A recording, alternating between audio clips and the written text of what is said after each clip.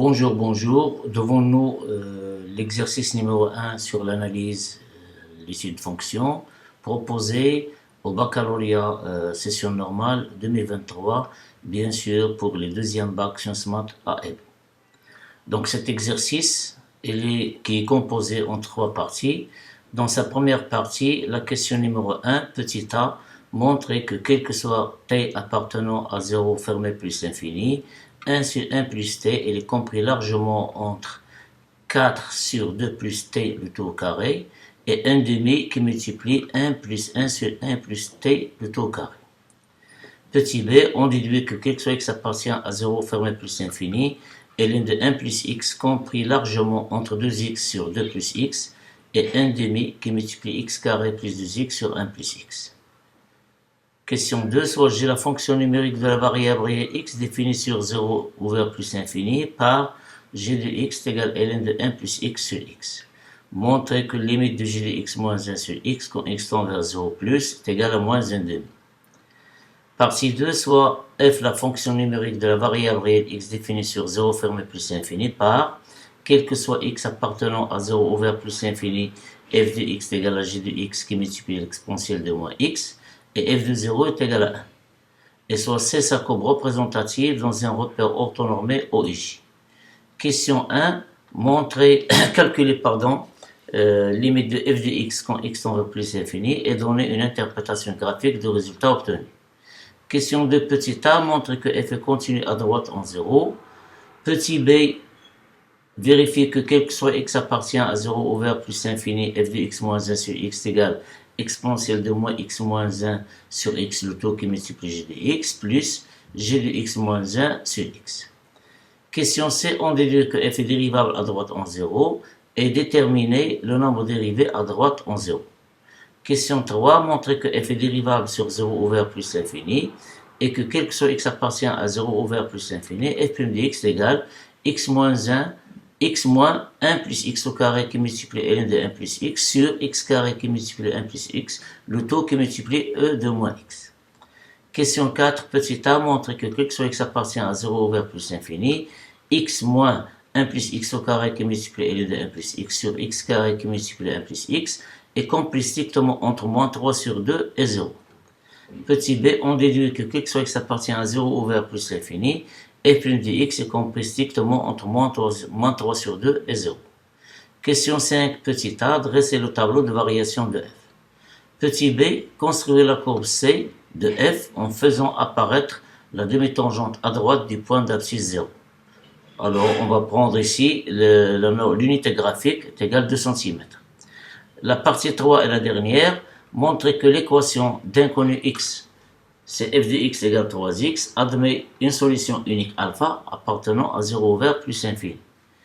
Question 2, question 2, soit bêta un nombre réel positif, et la suite numérique un n appartient à n définie par quel que soit n dans n, un plus 1 est égal à 1 sur 3 f de un, et i0 est égal bêta.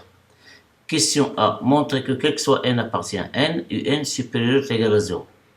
Question B, montrer que quel que soit n dans n, la valeur absolue de n plus 1 moins alpha, elle est inférieure égal à 1 demi, qui multiplie la valeur absolue de n moins alpha.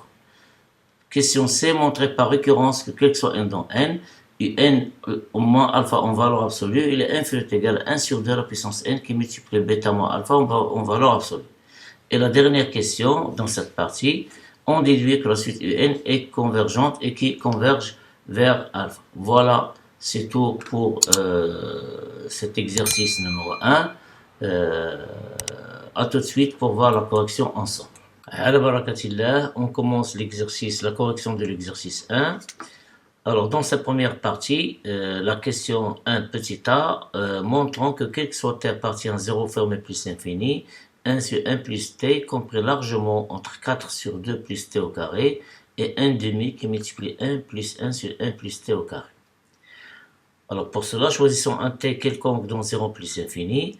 On a tout d'abord 4 sur 2 plus t au carré moins 1 sur 1 plus t. On va réduire au même dénominateur, ou bien en faisant le produit des moyennes par les extrêmes. On obtient 4 fois 1 plus t, moins 2 plus t au carré sur 1 plus t qui multiplie 2 plus t carré. En développant ici, remarquons ici qu'il y a une identité remarquable. En développant ici, on obtient 4 plus 4t plus t carré. Et ici, c'est 4 plus 4t. Avec le signe moins, donc les 4 avec les 4, moins 4 ici disparaissent. 4t avec 4t disparaissent. Donc, qu'est-ce qu'il reste? C'est uniquement moins t carré. Sur 1 plus t qui multiplie 2 plus t au carré, qui est inférieur ou égal à 0, puisque t elle est supérieur ou égal à 0, cette quantité elle est négative. Par contre, le dénominateur elle est positif. Donc 4 sur 2 plus t carré, il est inférieur ou égal à 1 plus t. Donc j'ai une relation 1. D'autre part, de la même manière, on va faire 1 sur 1 plus t moins cette quantité.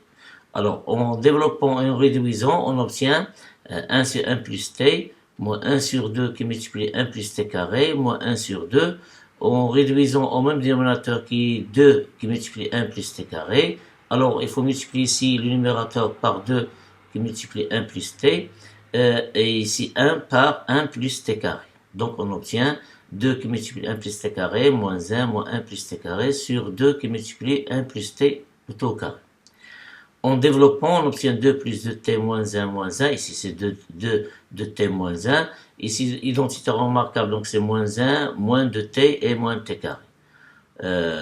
En se débarrassant de moins 2t et de t sont opposés. Moins 1, c'est moins 2 avec 2, c'est 0. Donc, qu'est-ce qu'il reste? Encore une fois, c'est moins t carré sur 2 plus 1 t carré, qui est aussi inférieur ou égal à 0, parce que t supérieur est égal à 0. Le dénominateur est positif. Et le numérateur elle est négatif. Donc on a 1 sur 1 plus t, il est inférieur ou égal à 1 demi qui multiplie 1 plus t carré que je note 2. Donc de 1 et 2, on déduit que quel que soit t appartenant à 0 plus infini, on a 1 sur 1 plus t, il est compris largement entre 4 sur 2 plus t au carré et 1 demi 1 plus 1 sur 1 plus t au carré. La question B, déduisons que quel que soit x appartient à 0 plus infini, ln de 1 plus x, il est compris largement entre 2x sur 2 plus x et 1 demi qui multiplie x carré plus 2x sur 1 plus x. Alors, de la question, du verbe d'action de la question, déduire de cette relation, alors il suffit de remarquer que 1 plus 1 sur t, c'est une primitive de la fonction ln de 1 plus t. Ça veut dire, il suffit d'intégrer ici les trois fonctions entre les bornes 0x. Puisqu'ici, on demande quel que soit x supérieur ou égal à 0. Alors pour cela, prenons x appartenant à 0 plus infini. Ces trois fonctions-là sont contenues sur 0 plus infini, en particulier sur 0x. Donc d'après les propriétés de l'intégrale et ordre, on déduit que l'intégrale de 0 à x 4 sur 2 plus t carré dt, il est inférieur ou égal à l'intégrale de 0 à x 1 sur 1 plus t dt, il est inférieur ou égal à l'intégrale de 1 demi 1 plus t carré dt. Comme l'intégrale est bilinéaire, alors on peut faire sortir 1 demi. Idem ici, on peut faire sortir 4 L resté c'est 1. Alors si on fait sortir ici 4, donc qu'est-ce qu'il reste ici? C'est 1 sur 2 plus t au carré.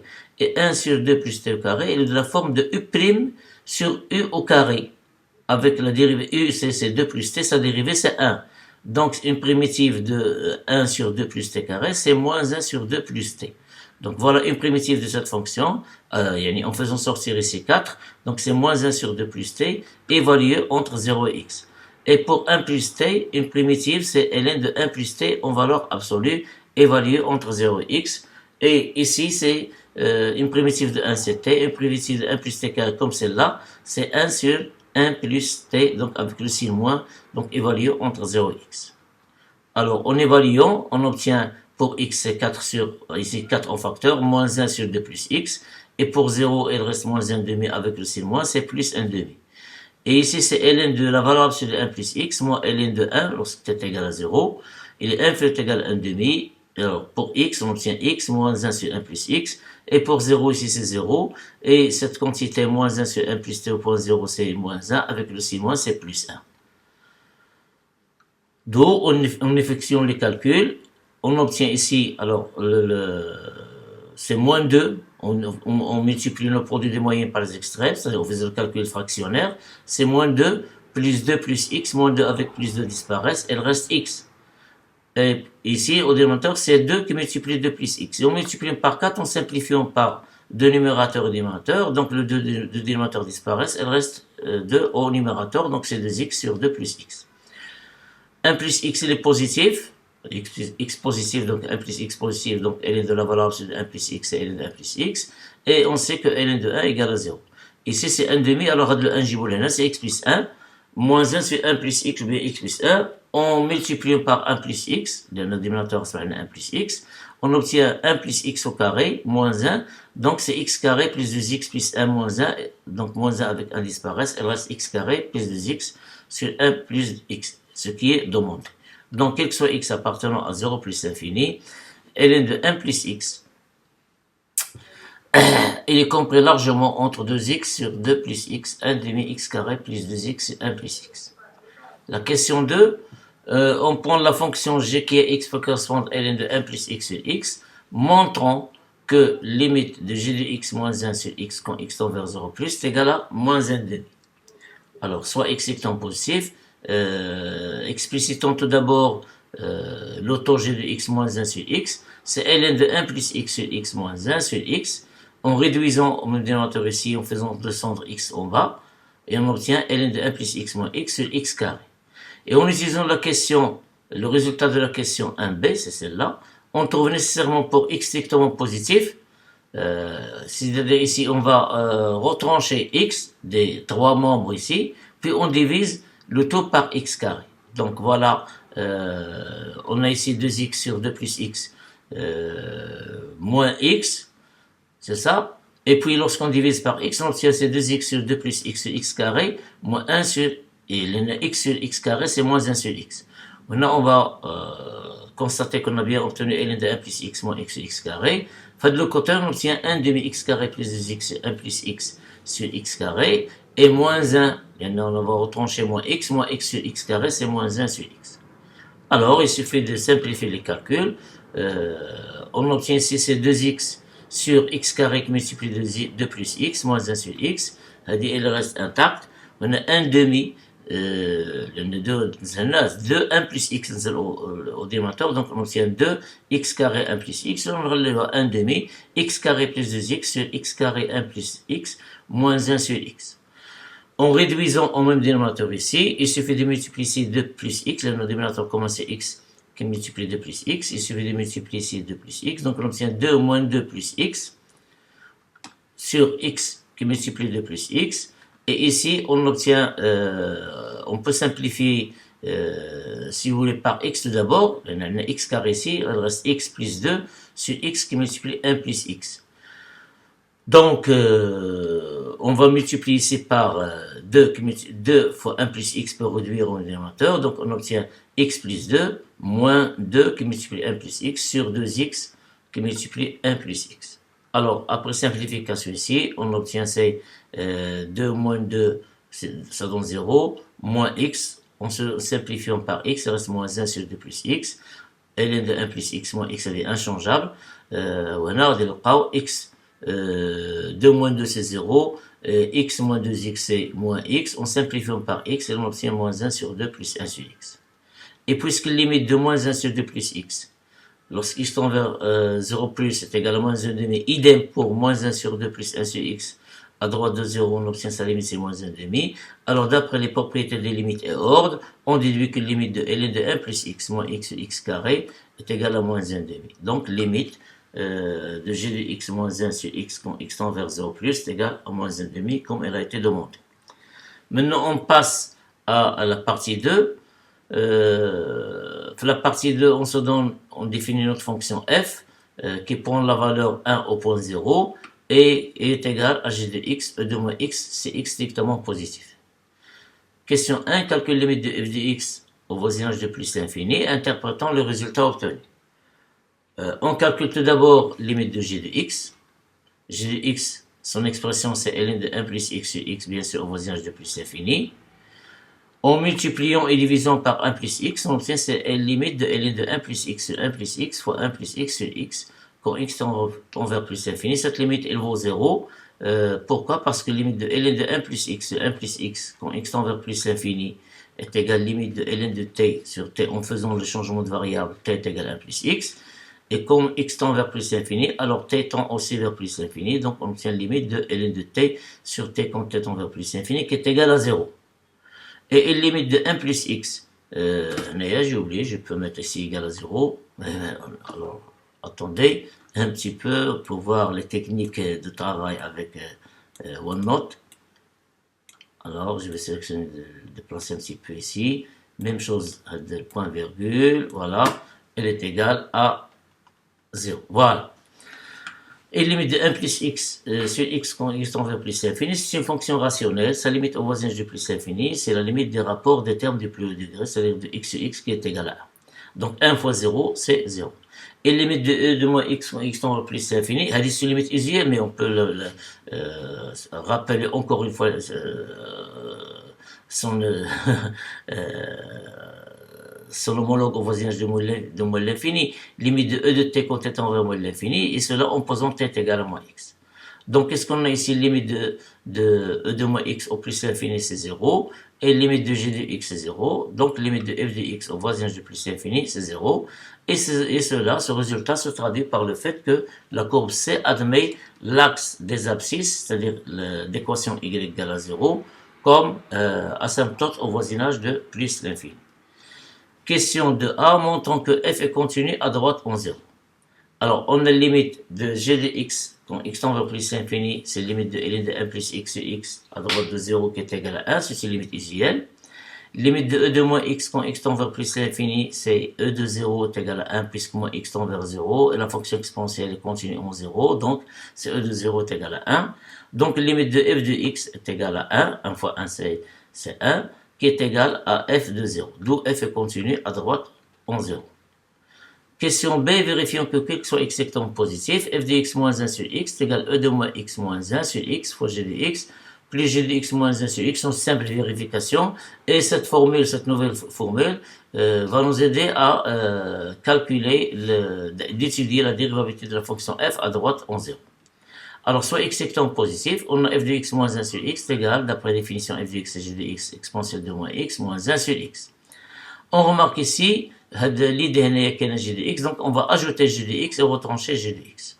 Donc c'est g de x exponentielle de moins x, moins g de x plus g de x moins 1. En factorisant les deux termes, l'o à la part g de x, on obtient g de x facteur de e de moins x moins 1 sur x. On est à, c'est plus g de x moins 1 sur x, qui est égal à e de moins x moins 1 sur x multiplié g de x plus g de x moins 1 sur x, ce qui est demandé. Donc, quel que soit x étant positif, f de x moins 1 sur x est égal e de moins x moins 1 sur x, le taux qui multiplie g de x, plus g de x moins 1 sur x. Question C, déduisons que f est dérivable à droite en 0 et donnons le nombre dérivé à droite de 0. Alors, on calcule tout d'abord la limite de g de x, on sait plutôt limite de g de x moins 1 sur x, c'est moins 1,5 à droite de 0, c'est d'après la question 2 de la première partie. On a déjà vu ça. Limite de g de x quand x tend vers 0 plus est égal à 1, question de A. Limite de e de moins x moins 1 sur x quand x tend vers 0 plus, on va faire un changement de variable, moins x est égal à t, donc quand t tend vers 0 plus, quand x tend vers 0 plus, t tend vers 0 moins, donc c'est la limite de e de t moins 1 sur moins t. Le moins de t, or, limite de e de t moins 1 sur t quand t tend vers 0, le 0 moins, le 0 plus, c'est 1. Avec le signe moins, on obtient ici c'est moins. Donc, la limite de f de x moins 1 sur x quand x tend vers 0 plus est égal à moins 3 demi après calcul. Ce qui montre que f est dérivable à droite en 0 et le nombre dérivé f limité de 0 est égal à moins 3 demi. On va faire la somme des limites ici. C'est moins 1 demi, c'est 1 fois moins 1. C'est ça, on a la limite de e de moins x moins 1, c'est moins 1. Limite de g de x, c'est moins 1 demi, c'est 1. Donc c'est 1 moins 1 demi, pardon, moins 1 demi, donc c'est moins 3 demi, je m'excuse. Donc notre fonction f est bel et bien dérivable à droite en 0, et son nombre dérivé à droite de 0, c'est moins 3 demi. La question 3, montrons que f est dérivable sur 0 ouvert plus l'infini, et que sa fonction f' de x est égale à cette expression pour tout x strictement positif. Tout d'abord, on a la fonction qui est x faut correspondre à 1 plus x est dérivable sur 0 plus l'infini et elle est strictement positive sur 0 plus l'infini. Donc, par composition, la fonction qui est x faut correspondre à ln de 1 plus x est dérivable sur 0 plus l'infini. On sait que la fonction qui est x faut correspondre à 1 sur x est dérivable sur 0 over plus l'infini. Donc, la fonction, x faut correspondre à g de x est dérivable sur 0 plus l'infini par multiplication de ces deux fonctions. C'est-à-dire, on obtient ln de 1 plus x sur 1 sur x. Donc, elle est dérivable sur 0 plus l'infini. De plus, la fonction qui est x faut correspondre à e de moins x est dérivable sur 0 plus l'infini. Celle-là, ce n'est pas une fonction usuelle, mais c'est la composée de la fonction qui est x faut correspondre à moins x et x faut correspondre à e de x. Par conséquent, notre fonction f qui est x faut correspondre à g de x exponentielle de moins x est dérivable sur 0 plus l'infini par multiplication de la fonction g de x et de la fonction qui est x faut correspondre à e de moins x. Et pour tout x strictement positif, on a f' de x, c'est g' de x, e de moins x, moins g de x, e de moins x. Donc on dérive tout d'abord la f de x, c'est g de x fois e de moins x. Donc c'est la dérivée de g de x. La dérivée de g multipliée par e de moins x, puis plus la dérivée de e de moins x qui est égale à moins e de moins x multiplié par g de x, donc on obtient celle-là. Il suffit maintenant de remplacer et de simplifier les calculs. Alors, g de x c'est quoi? C'est ln de 1 plus x sur x. Sa fonction dérivée, c'est la dérivée de ln de 1 plus x qui est égale à 1 sur 1 plus x qu'on va multiplier par x. Moins la dérivée de x, c'est 1 qui multiplie ln de 1 plus x sur x carré. On va le multiplier par e de moins x. Moins g de x lié à d fois e de moins x. Alors, on factorise tout d'abord par e de moins x, les deux termes. On obtient, après réduction, c'est x moins 1 plus x ln de x sur x au carré qui multiplie 1 plus x. Voilà, elle reste moins ln de 1 plus x sur x. Alors, en réduisant au même dénominateur, c'est-à-dire on va multiplier ici, pour obtenir le dénominateur comme on est au x carré par, qui multiplie 1 plus x, on va multiplier par x 1 plus x. Voilà, x plus 1 plus x. Donc on obtient x moins 1 plus x ln de 1 plus x, moins x qui multiplie 1 plus x ln de 1 plus x sur x carré qui multiplie 1 plus x, le tout qui multiplie e de moins x. Alors c'est x. On remarque qu'on peut factoriser par 1 plus x ln de x, les deux termes libres qui restent. Donc c'est moins 1 plus x ln de 1 plus x, facteur de 1, plus x. Ainsi, moins on a factorisé par moins. Et 1 plus x fois 1 plus x, c'est 1 plus x carré. Donc on trouve x moins 1 plus x carré ln de 1 plus x, c'est x carré qui multiplie 1 plus x exponentielle de moins x. Donc x fois x appartient à 0 plus l'infini ouvert, au 0, f' de x, voilà son expression comme elle a été demandée. La quatrième question petit a, montrant que quel que soit x étant positif, ce facteur-là doit être, on va le montrer qu'il est compris strictement entre moins 3 sur 2 et 0. Alors fixons un x quelconque strictement positif, en utilisant le résultat de la question 1b, la première partie, on a montré que ln de 1 plus x, il est compris entre 2x, il est supérieur strictement entre 2x et 2 plus. Le terme là, maintenant délégué. Donc là, ce qui nous intéresse, ouais. Donc, en multipliant par 1 plus x carré qui est strictement positif, on trouve 2x qui multiplie 1 plus x carré sur 2 plus x, inférieur strictement 1 plus x carré, et ln de 1 plus x. Alors, puis on va multiplier par moins 1 et ajoutons x. Moins 1 est, donc on va changer l'ordre, et on ajoute x, on obtient x moins 1 plus x carré, et ln de 1 plus x, inférieur à x moins 2x qui multiplie 1 plus x carré sur 2 plus x. En réduisant au même dénominateur, donc on va multiplier par 2 plus x, on obtient 2x plus x carré, moins 2x, alors là, on va développer, c'est une identité remarquable, moins 2x, là, on a 1 plus x carré plus 2x, donc 2x, moins 4x carré, et puis moins 2x au cube, sur 2 plus x. Alors, après simplification, qu'est-ce qu'il reste? C'est moins 2x au cube, ailleurs. On a moins 4x carré plus x carré, c'est moins 3x carré, et 2x avec moins 2x disparaissent, sur 2 plus x. Cette quantité, elle est strictement positive. Pourquoi? Parce que x est strictement négatif, je m'excuse, parce que x est strictement positif.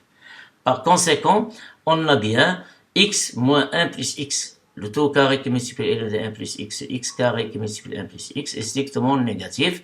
lorsqu'on multiplie ici par x carré, la quantité elle est strictement négative. On va multiplier par l'inverse d'elle qui est strictement positive. Donc, il reste toujours strictement négatif. Cette relation, je l'ai notée 1. D'autre part, encore une fois, pour x strictement positif, on va montrer que cette différence est strictement négative. Voilà, il suffit de faire des calculs. Moins 3 demi moins x moins 1 plus x carré et de 1 plus x, x carré qui multiplie 1 plus x. Le dénominateur commun c'est 2x carré 1 plus x, donc on va multiplier ici par x carré qui multiplie 1 plus x, donc c'est moins 3x carré 1 plus x. Là on développe l'identité remarquable, donc c'est pardon, là si je m'excuse, pardon, on va multiplier ici par moins 3 par x carré 1 plus x, on va multiplier par moins 2, donc par 2 plutôt. Donc on obtient c'est moins 2, le produit de moyenne par les produits des extensions, c'est moins 2x, moins 2 qui multiplie 1 plus x carré et de 1 plus x sur 2x carré, 1 plus, je m'excuse, le dénominateur, j'ai dit tout à l'heure, c'est x carré, c'est 2x carré 1 plus x. Alors c'est moins, des moins. Regardez, c'est pas la peine de faire le développement. Donc j'ai fait sortir moins 1 ici, je me prête 3x carré 1 plus x, plus 2x, plus de 1 plus x carré, et de 1 plus x sur cette quantité. Or, هادشي هذا كله positif, علاش ان x est strictement positif, donc 1 plus x est strictement supérieur à 1, et de 1 plus x est strictement positif, donc la somme كله après produit, etc. La somme est strictement positive, multiplié par moins, elle est strictement négative. Donc, moins 3 sur 2, il est inférieur à x moins 1 plus x carré, et de 1 plus x, et x carré 1 plus x. J'ai noté cette relation 2, et par conséquent, de 1 et 2, on conclut que soit x appartenant à 0 ouvert plus l'infini, x moins 1 plus x carré et de 1 plus x, x carré 1 plus x, il est compris strictement entre moins 3 sur 2 et 0. Donc, à partir de cette relation que j'ai notée 3, je vais l'utiliser ici, en déduisant que quel que soit x appartenant à 0 plus l'infini, ouvert en 0, f' de x, c'est moins 3 sur 2, compris strictement entre moins 3 sur 2 et 0. Remarquons que f' de x, il y a de la quantité multipliée par e de moins x, c'est-à-dire il suffit d'utiliser la relation 3 et de multiplier les trois membres par e de moins x, et comme e de moins x est strictement positif, même elle est strictement inférieure à 1, elle est x strictement positif, ça veut dire moins x inférieur à 0, d'où e de moins x il est inférieur à exponentielle de 0, c'est 1 strictement. Mais pour l'instant, je vais me contenter d'utiliser uniquement e de moins x strictement positif. Alors, on multiplie les membres de la relation 3 par e de moins x. L'ordre ne change pas. On obtient moins 3 sur 2 e de moins x, inférieur à cette quantité multipliée par e de moins x. Ici, c'est 0. Toujours restera 0. Et comme e de moins x il est inférieur strictement à 1, alors on multiplie par moins 3 demi, on obtient moins 3 demi fois 1, on a c'est moins 3 demi. Ça veut dire que moins 3 demi, il est inférieur à cette quantité. Et comme celle-là, il est inférieur, donc par transitivité, on va trouver que moins 3 demi est inférieur strictement à cette quantité qui est au milieu ici. En conclusion, quelque soit x appartient à 0 plus l'infini, f' de x, il est compris strictement entre moins 3 sur 2 et 0. La cinquième question, dressons le tableau de variation de f. Alors, à partir de ce résultat, on conclut que le signe de f' de x sur 0 plus l'infini, il est strictement négatif. Ça veut dire que notre fonction elle est strictement décroissante sur 0 ouvert plus l'infini. Et comme elle est continue à droite de 0, alors elle est strictement décroissante sur 0 fermé plus l'infini. Et d'après les calculs des limites qu'on a utilisés dans les questions précédentes, on donne le tableau de variation de f qui est le suivant. La limite à droite de 0, f de 0 c'est 1, il est défini en 0, mais la limite au voisinage de plus l'infini c'est 0. La question B, voilà la représentation graphique dans laquelle on fait apparaître la tangente ici à droite de 1, qui est pour pente moins 3 sur 2. Donc c'est une tangente dessinée délicatement avec le logiciel GeoGebra. Et voilà notre fonction qui est en orange, la courbe C, elle décroît de 1 jusqu'au 0, elle n'atteint pas 0. La droite ici d'abscisse, c'est une asymptote horizontale au voisinage de plus l'infini. Pour la partie 3 et la dernière, montrons que la fonction f de x est égale à 3x d'inconnu x admet une solution unique alpha dans 0 ouvert plus l'infini. Pour cela, on considère sur 0 ouvert plus l'infini la fonction h défini par h de x égale f de x moins 3x. On a h est dérivable sur 0 plus l'infini. C'est la différence de fonction dérivable sur 0 plus l'infini. Et pour tout x étant positif, h' de x est égal à f' de x moins 3. Et comme f' est strictement négatif, moins 3 strictement négatif, donc h' de x est strictement négatif sur 0 plus l'infini. Alors, comme elle est dérivable, alors elle est continue. Et comme la dérivée elle est strictement négative, donc elle est strictement décroissante sur 0 plus l'infini. D'où c'est une bijection, la fonction h de 0 plus l'infini, ouvrant 0, vers l'image de 0 plus l'infini par h. Or, l'image de cet intervalle, c'est moins l'infini 1, puisque la limite au voisinage de plus l'infini, c'est moins l'infini. La limite de h de x plus l'infini, c'est la limite de f de x moins 3x quand x tend vers plus l'infini, c'est moins l'infini, parce que la limite de f de x est 0 au voisinage de plus l'infini. Et moins 3x, la limite c'est moins l'infini, donc on obtient moins l'infini. Et on sait que h de 0, c'est f de 0 est égal à 1, on peut prolonger par continuité ici, peu importe. Donc là, on peut l'utiliser comme limite, et la continuité nous assure que on trouve comme limite 1. Donc, puisque l'image de 0 plus l'infini par h, c'est moins l'infini 1, et comme 0 appartient à moins l'infini 1, alors h de x égale à 0 admet une solution unique alpha dont 0 plus l'infini. Ça veut dire que 0 admet un antécédent unique. Ce qui veut dire que l'équation f de x égale à 3x admet une solution unique alpha qui appartient à 0 ouvert plus l'infini. Dans la deuxième question, on va définir une suite de la manière suivante. Quel que soit n dont n, un plus 1 est égal à 1 tiers f de un, et i0 est égal à bêta. Bêta, c'est un nombre réel positif. Dans la question petit a, montrons que quel que soit n, dont n, un est supérieur ou égal à 0. Alors pour cela, on va utiliser une démonstration par récurrence. Dans sa première étape d'initialisation, on a pour n égale à 0, u0 est égal à bêta. Et comme bêta appartient à r+, alors u0 est supérieur ou égal à 0. Deuxième étape d'hérédité, pour un n fixé quelconque dans n, supposons que n est supérieur ou égal à 0, et montrons que n plus 1 est supérieur ou égal à 0. Alors on a d'après la partie 2, de l'issue de fonction, de sa courbe de représentation en finale, si vous voulez, que quel que soit x appartient à 0 plus l'infini, f de x, elle prend ses valeurs dans 0,1. Voilà, elle prend ses valeurs que dans 0,1. Voilà. Les valeurs de f de x sont prises dans 0,1. Il y a ouvert en 0, fermé en 1. Donc f de x appartient à 0,1. D'où pour un supérieur ou égal à 0, il appartient ici, on a aussi f de n, elle est supérieure ou égale à 0. Et comme f de n c'est 1 tiers, et comme n plus 1 c'est 1 tiers f de n, on multiplie par 1 tiers. Donc on a bien montré que n plus 1 il est aussi supérieur ou égal à 0. Conclusion, d'après le principe de récurrence, on a quel que soit n dans n, un supérieur ou égal à 0. Question B. Montrons que la valeur absolue de un plus 1 moins alpha inférieure ou égale à 1 demi un moins alpha. Pour cela, on va utiliser le théorème l'inégalité des accroissements finis. Alors, soit n dans n, et soit il y a un intervalle de 0 plus l'infini contenant un et alpha.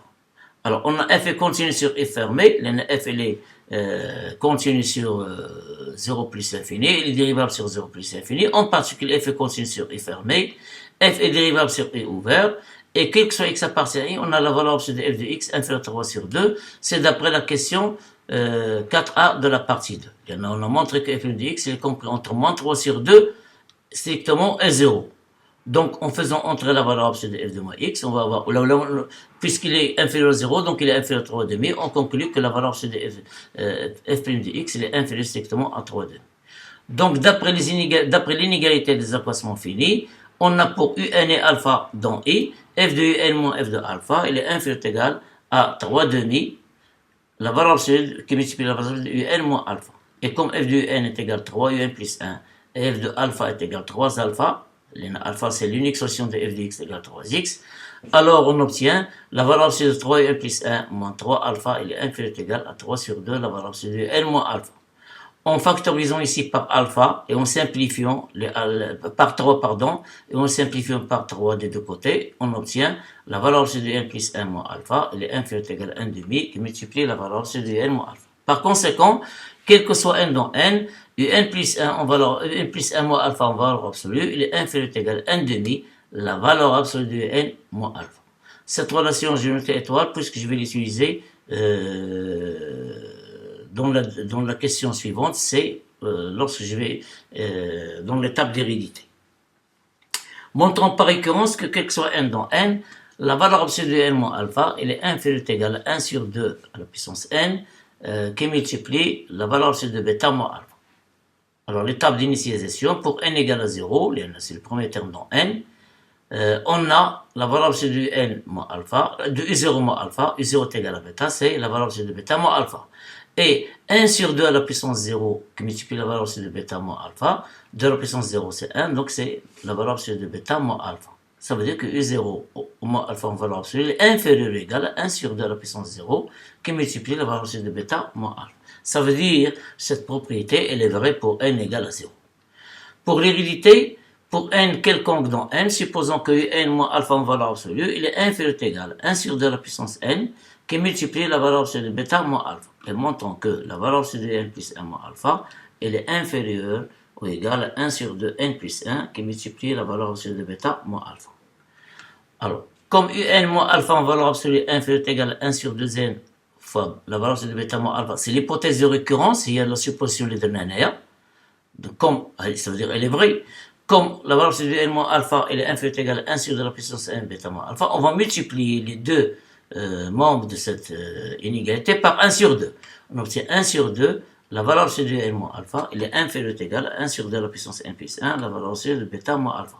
Et en utilisant la relation étoile-Ada, on a n plus 1 en valeur absolue de alpha, il est inférieur à 1 sur 2, la valeur absolue de n moins alpha. Et à son tour, Ada, il est inférieur à 1 sur 2. Donc, par transitivité, on déduit que la valeur absolue de n plus 1, moins la transitivité de la relation d'ordre, bien sûr. La valeur absolue de n plus 1 moins alpha, il est inférieur ou égal à 1 sur 2 à la puissance n plus 1 qui multiplie bêta moins alpha. Conclusion, d'après le principe de récurrence, on a bien montré que quel que soit n appartient à n, la valeur absolue de n moins alpha, il est inférieur ou égal à 1 sur 2 à la puissance n bêta moins alpha, une relation que j'ai notée par 2 étoiles pour que je puisse utiliser dans la dernière question de l'exercice numéro 1 et de la partie 3. Petit d, déduisons que la suite n converge vers alpha. Alors, en utilisant cette relation, et comme limite de 1 sur 2 à la puissance n est égale à 0, au voisinage de plus l'infini. Pourquoi? Parce que limite de 2 à la puissance n est égale à plus l'infini n de plus 1, ou là qui me clé, c'est 1 sur 2 à la puissance n, et 1 sur 2, le tout à la puissance n. La limite, c'est 0, 1 sur 2, il est compris entre moins 1 et 1, ou là, c'est de toutes les manières, on utilise la limite d'une suite géométrique, de raison Q.